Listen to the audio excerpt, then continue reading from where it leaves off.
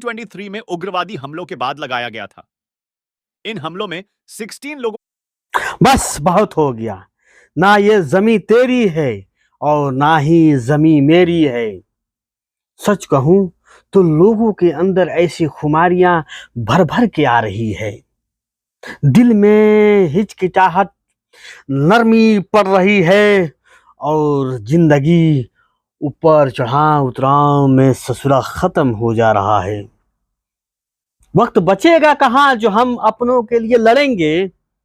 सच्चाई भूल गए, महंगाई पे कुचल कुचल के ससुरा यूं ही मरेंगे। कौन कहता है कि हम अच्छे हैं? ये जाहिलों की फौज है कि जबान लड़ा लड़ा कर अपने आप को अच्छी साबित करती है। मुझे कुछ कहना नहीं है, खामोशी जबान मेरा सब कुछ कहेगा।